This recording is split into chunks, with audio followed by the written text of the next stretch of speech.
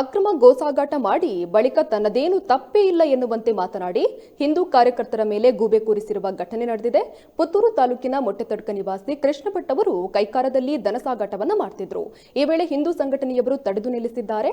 ಆದರೆ ಈ ಘಟನೆಯ ಬಳಿಕ ಕೃಷ್ಣ ಭಟ್ ಅವರು ಖಾಸಗಿ ವಾಹಿನಿಯಲ್ಲಿ ಹಿಂದೂ ಸಂಘಟನೆಯ ವಿರುದ್ಧ ಮಾತನಾಡಿ ಇಲ್ಲಸಲ್ಲದ ಆರೋಪ ಮಾಡಿ ತನ್ನ ಕೆಲಸದ ಕುರಿತು ಮಾಹಿತಿಯನ್ನ ನೀಡಿದ್ದಾರೆ.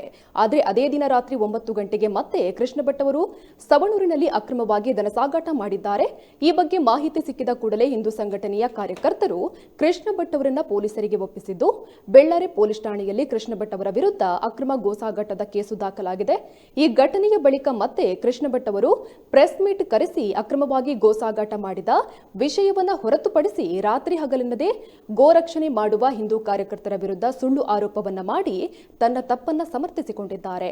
ಇನ್ನು ಕೃಷ್ಣ ಭಟ್ ಅವರು ಮಾಧ್ಯಮವನ್ನ ದುರ್ಬಳಕೆ ಮಾಡಿದ್ದಾರೆ. ಅಷ್ಟೇ ಅಲ್ಲದೆ ದನ ಸಾಗಾಟಕ್ಕೆ ನೀಡುವ ಲೈಸೆನ್ಸ್ ಅನ್ನು ದುರ್ಬಳಕೆ ಮಾಡಿಕೊಳ್ಳುತ್ತಿದ್ದಾರೆ ಅನ್ನೋ ಆರೋಪ ಕೂಡ ಕೇಳಿ ಬಂದಿದೆ.